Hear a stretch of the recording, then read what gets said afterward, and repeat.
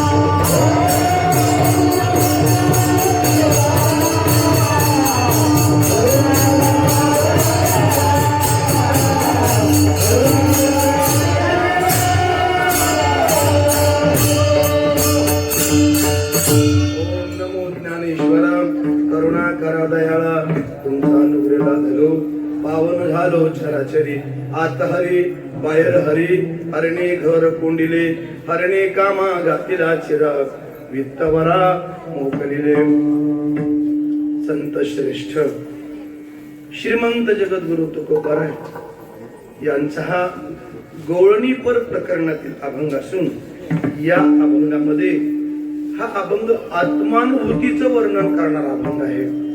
भगवंताची कृपा प्राप्त झाल्यानंतर जे तृप्ती उद्गार जे बाहेर येतात ते तृप्ती उद्गार तुकोबारायची आजच्या अभंगामध्ये आहेत. एक तासभर या अभंगाची आपल्याला धावती सेवा करायची आहे. मोठा आनंदाचा क्षण आहे. वैकुंठवासीय गुरुवर्य मामासाहेब मारकळेकर यांच्या परमदयेनं चाललेला हा अखंड हरिनाम सप्ताह, ग्रंथराज ज्ञानेश्वरी पारायण, हरिपाठ काकडा आणि विशेषत्वाने यावर्षी दुधात साखर म्हणल्यासारखं श्रीमद भागवताची कथा आपण ऐकली. आज पवित्र योग आहे महाराज. तुमचं गाव इतकं भाग्यवान आहे. ही अमृत सरिता ज्याला म्हणतो आपण अमृतवाहिनी, ही भावगंगा माता गोदावरी आपल्या गावावरून वाहते महाराज. इतकी ती दयाळू आहे, इतकी श्रेष्ठ आहे महाराज. तिचं नुसतं नामस्मरण जर केलं तर ती पुनीत करते माणसं. जरी तुम्हाला नाही गंगेत स्नान करता आलं, ठीक आहे बाबा, तुम्ही वृद्ध आहात, आबाल आहात, अशक्त आहात, रोगी आहात, ठीक आहे. नुसतं गंगा गंगा जरी म्हणलात तुम्ही सगळे आपण, तर ती पवित्र करते. वाचे म्हणता गंगा गंगा आणि सकळ दोष जाते भंगा. अनेक दोषात क्षालन करणारी ही पवित्र गंगा माता गोदावरी, तिचं हे दक्षिण तीर आहे. दक्षिण तीर भगवानही ज्ञानोबाराही लिहितात, गोदावरीचे दक्षिण लिंगी असा पाठ. आमच्या संकल्पामध्ये असं आहे, गोदावरी दक्षिणे तीरी. मग पुढे आलं शालेवान वगैरे वर्ण अभिषेक. दक्षिण तीर हा श्रेष्ठ म्हणतात. नर्मदेचा उत्तर तीर आणि गोदावरीचा दक्षिण तीर शास्त्राने श्रेष्ठ म्हणतात.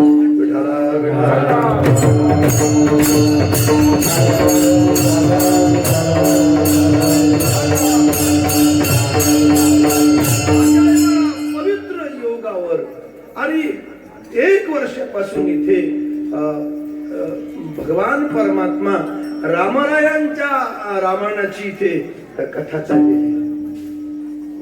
ध्यान ठेवा, अत्यंत श्रेष्ठ रामायण आहे. रामायणाच्या बाबतीमध्ये आपल्याकडे शब्द नाहीत महाराज. वैकुंठवासीय मामासाहेब दांडेकरांना एकाने विचारलं की मामा, तुमच्या सगळ्यात तुमचा आवडता ग्रंथ कोणता? मामानी एकाही मिनिटाचा वेळ न देता सांगितलं, माझा आवडता ग्रंथ आहे रामायण. रामायण त्यातले त्यात या विश्वामध्ये 240 रामायण उपलब्ध आहेत. त्यापैकी महाराष्ट्रातलं जे रामायण आहे हे नाथ महाराजांनी लिहिलेलं रामायण. पूजनीय डोंगरे महाराज म्हणायचे, नाथ महाराजांचं रामायण हा आखो देखो हाल आहे, पाहून लिहिलंय म्हणायचे. प्रत्यक्ष इतकं अनेक रामायण. गोविंद रामायण आहे शिखांचं, गुरु गोविंद सिंगांनी लिहिलंय गोविंद रामायण. कंब रामायण इकडे कर्नाटक मध्ये आहे. अनेक रामायण, प्रत्येक भागाभागात रामायण आहेत. पण सगळ्या रामायणामध्ये आमची भावना आहे हे भावार्थ रामायण. याच्यामध्ये भाव आहे. भावार्थ दीपिकायाम, नुसती ज्ञानेश्वर नाही, भावार्थ दीपिका, भावार्थ रामायण. भावारूढ तुका मुद्रा विठोबाची, त्या भाव अवस्थेत जाऊन ती लिहिलेले ध्यान. आता वेळ मला विषयांतर होईल. नाथ महाराज मारुतीरायांच्या उड्डाणाचा प्रसंग लिहित असताना इतका आवेश आला मारुतीराला, त्या नाथ महाराजाला, की ते हातातला टाक ते पान घेऊन असे उडाले, शेजारच्या घरी जाऊन पडले. एवढा भाव विश्व. तद्रुपता हे संतांचा मांग मध्ये तसंच आहे. आता कुणी टल लावेल, त्याच्यामध्ये मजा नाही. का नाही? भाव नाही त्याच्यामध्ये. काय नाही.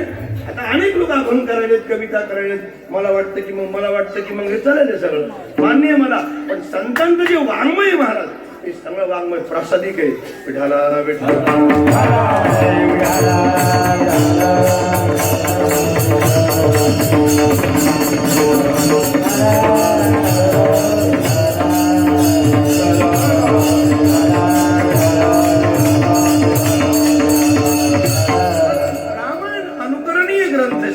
अनुकरण करण्यासारखं रामरायांचं चरित्र आहे.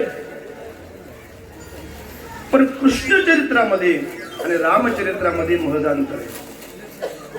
रामाचं चरित्र प्रत्येकाला वागण्यासारखे कृतीमध्ये आणता येतं. पण कृष्णाचं चरित्र कृतीमध्ये आणता येत नाही. रामाच्या चरित्राचा आचार करायचा आणि कृष्णाच्या चरित्राचा फक्त विचार करायचा, गडबड करायची नाही. हो, रामाची प्रत्येक क्रिया तुम्ही वागू शकता, पण कृष्णाची प्रत्येक लीला तुम्ही करू शकत नाही, कारण तो कृष्ण आहे. विठाला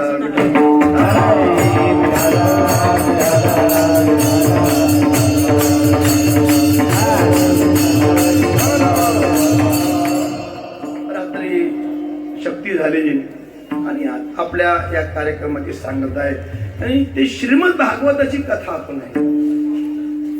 महाराज 18 पुराण आहेत. माझा वेळ जाईल प्रस्तावना घ्या तर काय हरकत नाही, मी वेळ मिळवतो पुढे. अनेक ग्रंथ आहेत. व्यासेही अमुक ग्रंथ केले. व्यासाने अनेक ग्रंथ जरी लिहिले असले तरी व्यासांना शांती नव्हती.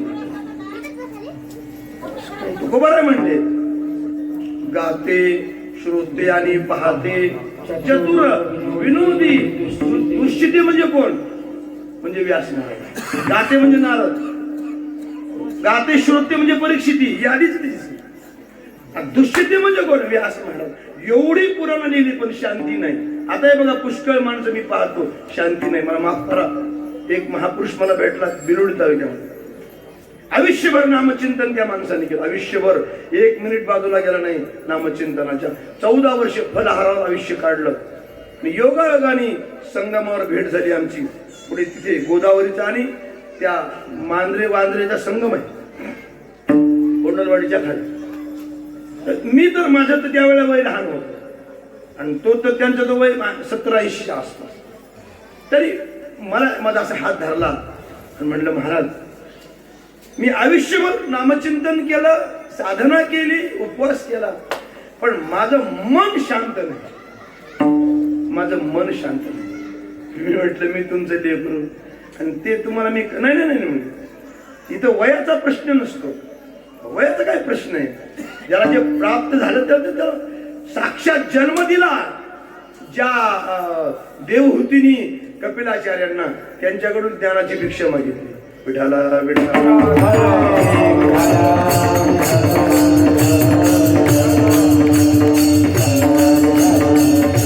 याचं कारण एक आहे की का नाही शांती? एवढं केलं आम्ही, आम्हाला शांती नाही. काय कारण आहे? त्याचं एकच कारण आहे की आपल्याला आणखीन गुरुकृपा झाली नाही. नामधारक असाल आपण, नामधारकाच्या नामाच्या बलावर तुमच्या सोबत भगवान जेवेल, पण भगवान तुम्हाला कळणार नाही. आणि भगवान जोपर्यंत कळणार नाही तोपर्यंत तुम्हाला शांती मिळणं शक्य नाही. विठाला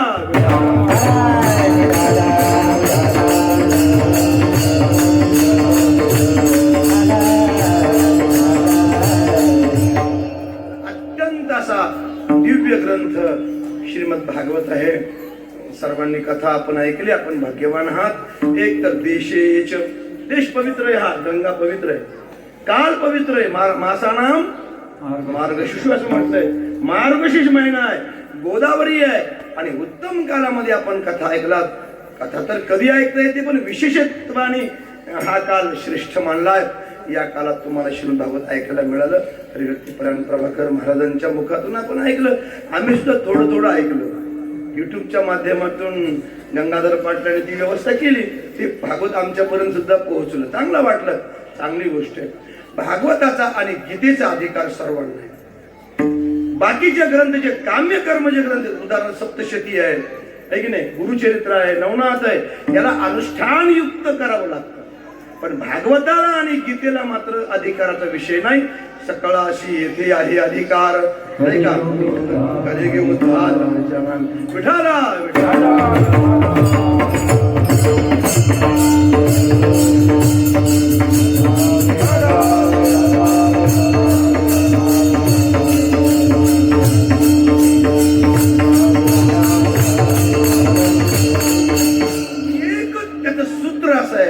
प्रत्येक जण भागवताचा अधिकारी आहे, प्रत्येक जण गीतेचा अधिकारी आहे. पण महत्वाचा भाग असा आहे, जेव्हा एखाद्या ग्रंथाचं आपण अनुष्ठान करतो, ते ग्रंथाचं अनुष्ठान करत असताना ग्रंथाची कृपा व्हावी लागते. कृपा जोपर्यंत ग्रंथाची कृपा होणार नाही तोपर्यंत ग्रंथाचं हृदगत आपल्याला कळणार नाही. मी तेच अभंगातच येणार आहे. मी 3 कृपा सांगितल्यात. पहिली कोणती आहे? शास्त्र कृपा. शास्त्रच कृपा महत्वाची आहे. त्याची कृपा झाली, दुर्गम अर्थ कळायला लागतो आपोआप माणसाला. मला कधी कधी गुदगुल्या होतात. जी गोष्ट आयुष्यात कधी ऐकली नाही, वाचता वाचता कळते. अरे हे झालंय. नाथ महाराज बोलले आपल्याला, ज्ञानोबाराय बोलले आपल्याला, तुकोबाराय बोलले. तुकोबारायचा अभंग सगळ्यामध्ये महाराज ज्ञानेश्वरीपेक्षा भागवत अवघड आहे, आणि भागवतापेक्षा तुकोबारायचा कथा अवघड आहे. कळायला विठाला विठाला.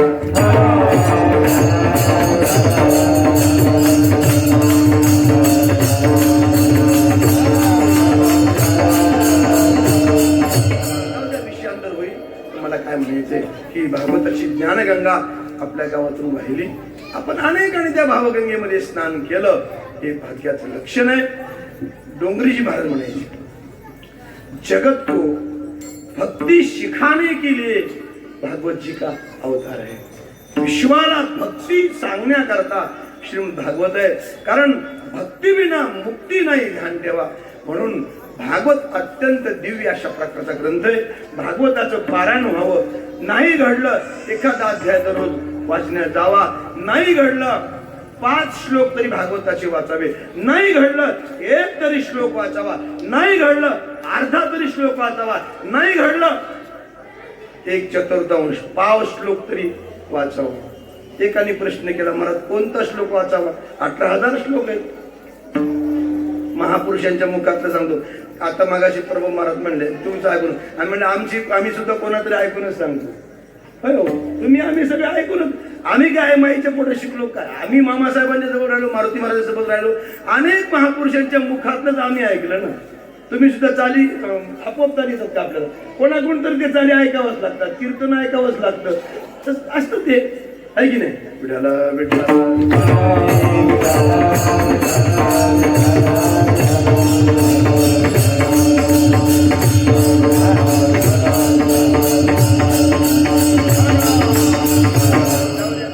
वाढवायचं नाही. हा भागवत अत्यंत दिव्य ग्रंथ आहे. तर मला काय म्हणायचं, शास्त्र कृपा होण्याकरता कुठेतरी कोणाकडे तरी जावं लागतं. कारण त्यातलं जे इंगित आहे ना, ते कोणाकडे गेल्याशिवाय कळत नाही. कोणाची तरी लंगुटी धुवावी लागते, फार जाच खावं लागतो. मला सोपं नसतं ते. सगळ्यात अवघड आहे. देवाची सेवा सोपी आहे महाराज, हो, पण गुरुची सेवा करणं अवघड आहे.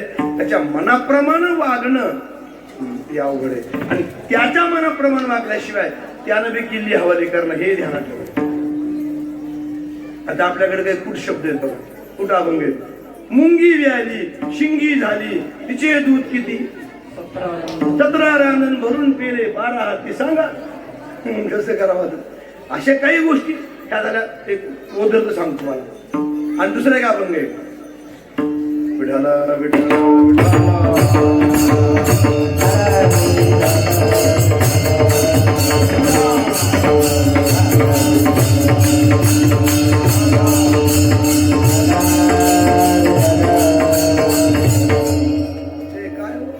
प्रथम कागाची गळा, पुष्पाची माळा, हंसाची काळा काय झाली. त्याच्या अगोदर सांग. मरकटा आंघोळी लाविली टिळे, ब्राह्मणाची लिळी वरतुले. जरी तो ब्राह्मण झाला कर्मभ्रष्ट, तुका म्हणे श्रेष्ठ ती लोकी. हेच पद अवघड आहे. मी तुकोबाराचं कथा अवघड काय म्हणलो? जरी तू ब्राह्मण झाला कर्मभ्रष्ट, तुका म्हणे श्रेष्ठ ती लोकी. कसा अर्थ लावायचा या चरणाचा? जर तो ब्राह्मण झाला कर्मभ्रष्ट, कसा करायला आपला काय करायचं? तुका म्हणे ती असं वेळ असं नाही. ते त्या फक्त त्याला शेवटच्या चरणाला काय करायचं? प्रश्नार्थ करायचं. जरी तो ब्राह्मण झाला कर्मभ्रष्ट, तुका म्हणे ती लोकी, ती लोकी. प्रश्नार्थ सुटलं होतं, तो उत्तर मिळालं आपल्याला. मग जरी तो ब्राह्मण झाला कर्मभ्रष्ट, तसं नाही बाबा, तो शुद्ध होऊ शकत नाही. माकडाला टिळ लावून तो ब्राह्मण होऊ शकत नाही. कावळ्याला किती मिळालं म्हणजे कावळा राजहंस होऊ शकत नाही. अनुभूतीशिवाय महापुरुष होऊ शकत नाही. विडाला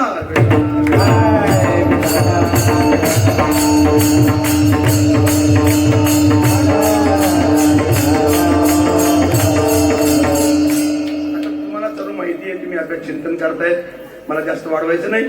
तर श्रीमद भागवत व्यास जेव्हा दुष्चित होते तेव्हा योगायोगाने नारदांची भेट झाली. भेट झाल्यानंतर ते पाहिलं दुश्चितपणा, टेन्शन आपल्या अलीकडच्या भाषेमध्ये मनोरुग्ण. नारदाने विचारलं, महाराज आपण तर साधक आहात, नामधारक आहात, अख्खं तुम्ही आयुष्य चिंतनात घातलंय आणि असं का? ते म्हणजे मला काही माहिती नाही पण असं झालंय. मी एक काम करा, तुम्ही श्रीमद भागवत लिहा, तुम्हाला शांती मिळेल. मग नारदाला प्रश्न विचारला पुन्हा व्यासाने की तुम्हाला एवढी शांती कशी लाभली? गीता सांगते अशांतस्य कुतः सुखम. अशांत माणसाला सुख मिळत नाही मला कळलं, पण तुम्हाला जे सुख मिळलं ते कशाने? नारदाने सांगितलं ते एका जन्मात घडलं नाही, मागे मला 3 जन्म साधना करावी लागली, तेव्हा आता माझं कुठं जुळलं. म्हणजे त्यांनी मागाचा इतिहास सांगितला, तुम्हाला कथा माहिती, आपला वेळ घेणार नाही. विठाला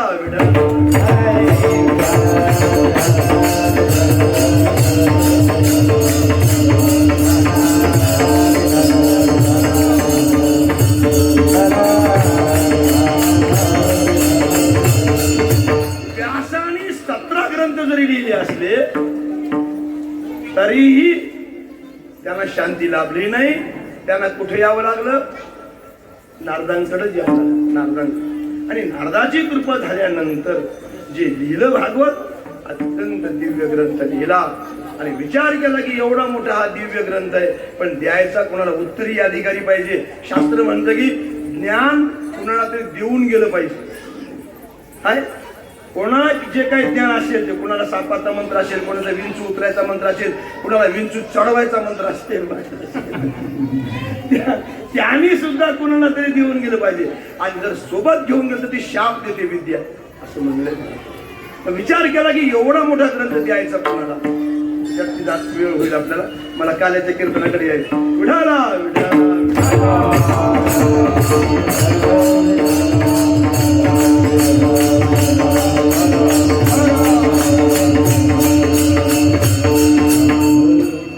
मला म्हणायचं काय, माझं प्रेम आहे महाराज त्या ग्रंथावर म्हणून बोलतो. वैकुंठवासी डोंगरी महाराजांचा कार्यक्रम मल्टीपर्पज झाला, तुम्हाला आठवतो 85ला हे होते, 85ला. तर तिथं आम्ही ऐकलं, बाबा महाराज काकंडी करू, मी आम्ही चंदू महाराज नवीन मामासाहेब राहायचे, ते ऐकलं तिथं. आणि माझ्या मनामध्ये प्रेरणा निर्माण झाली की आपण भागवत वाचलं पाहिजे. नाथ महाराज भागवत म्हणजे पारायण बरेच झाले, पण श्रीमद भागवत मला माहिती नव्हतं. आणि योगाकडे मामासाहेबासोबत आम्ही 85ला यंकटमाय वगैरे आम्ही बद्रीनाथला गेलो. बाबा महाराज काकंडीकर, यंकटमाय, आपले परबडेकर साहेब होते, 30-35 लोक होतात. किसन पाटील होते, छोटे यायला पाहिजे. जाऊ दे, सांग विठाला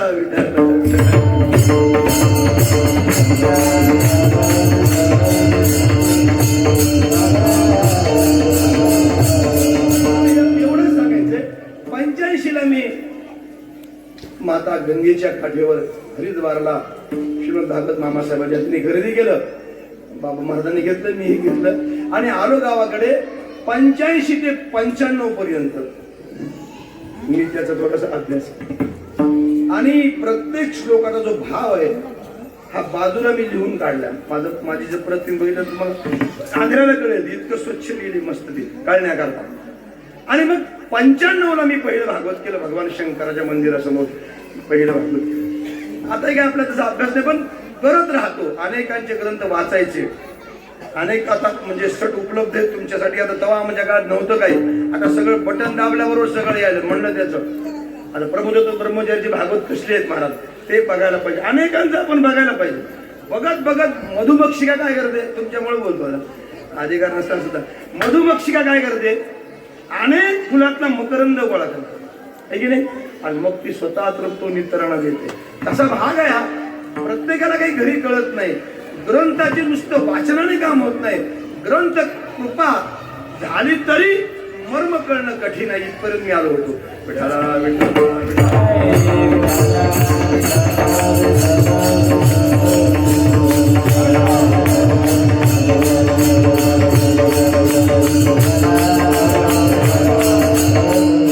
नंबर 2, पहिली शास्त्रकृपा, दुसरी गुरुकृपा. आता शास्त्र कळण्याकरता हे मधले लेकर थोडे शांत राहतो ते आज करता असतो. कारण आज कसं आहे, राधा आणि कृष्णाची कथा असल्यामुळे आता ते राधा कृष्ण रडतात हसतात, थोडं कठीण असतं कार्याला करतो म्हणजे अवघड होतं. बाहेर सगळे पोर बाहेर घ्या, विठाला विठाला.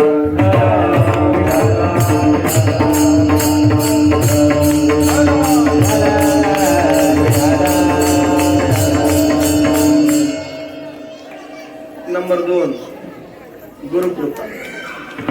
गुरुकृपा प्राप्त झाल्याशिवाय अपरोक्ष अनुभूती प्राप्त होत नाही. एक फक्त दृष्टांत असं टच मारून स्पर्श करून पुढे जातो. नामदेव महाराज प्रत्यक्ष नामाचं स्वरूपच नामदेव महाराज होते. नाम नामदेवरायच्या रूपाने साकार झालं होतं आणि ज्ञान हे ज्ञानोबारायांच्या रूपाने साकार झालं होतं. नामनिष्ठ. पण जेव्हा त्या तेरढोकीच्या परीक्षेमध्ये नामदेव महाराज नापास झाले. नाम्या कच्चा. एक म्हणलं धरा, एक म्हणलं भाजा.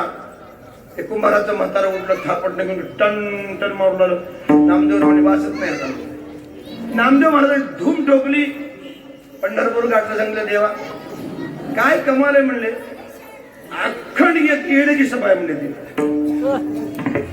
एक म्हणलं एक कच्चा, एक म्हणलं भाजा, एक म्हणलं धरा. ती काय पद्धत आहे का म्हणे परीक्षा घेण्याची? अरे काय पेपर राहावं, काही राहावं, प्रश्न उत्तर, ही काय पद्धत झाली का? जे म्हणले नामा तुला खरं सांगू का, खरंच तू कच्चा आहे. अरे हा, मग एक काम कर, तो औंढा क्षेत्रामध्ये जा. त्या ठिकाणी खेचर स्वामी नावाचे एक महापुरुष आहेत, त्यांना शरणागती कर. तुम्हाला सगळ्याला कथा माहिती आहे. नामदेव महाराज श्री क्षेत्र औंढ्याला आले, त्यांची भेट झाली. महाराज मस्तकावर हात ठेवला. हात ठेवल्याबरोबर काय बदललं? अंतरंग वृत्ती बदलली. अंतरंग वृत्ती बदलली की दृष्टी बदलली, आणि दृष्टी बदलली की संबंध सृष्टी बदलली. विठाला